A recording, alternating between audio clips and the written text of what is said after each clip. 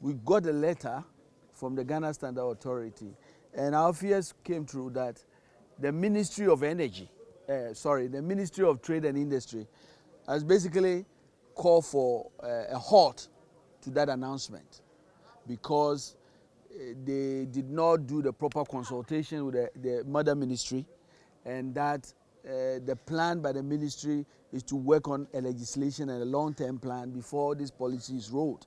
So clearly that announcement, unfortunately, the Ghana Standard Authority has not come back to the public to make the announcement. Again, if you recall, the Bank of Ghana also issued a statement that they are no longer going to support forests for importers. And immediately there were questions being asked.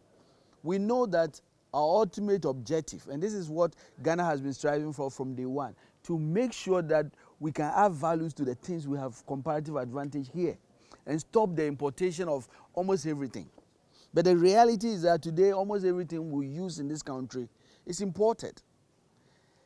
And that is why every government, from Kwame Nkrumah with its import substitution strategy, has been working to make sure that we can have industries that will produce the critical things that we need.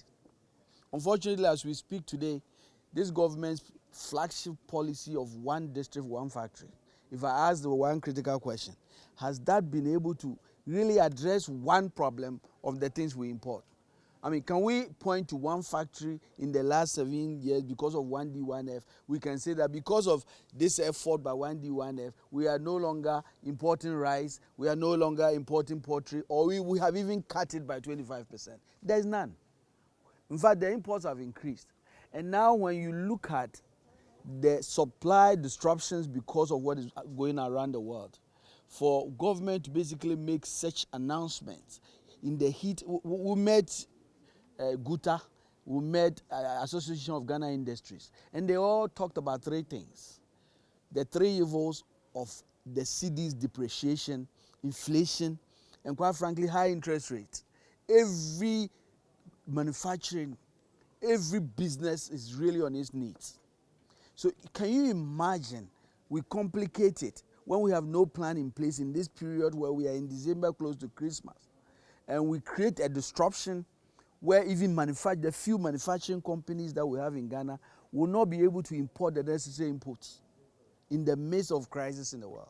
So this government must get its act together and coordinate well and make sure that when we are coming out policies, it is policies that will inure to the benefit of the people of Ghana in the long run.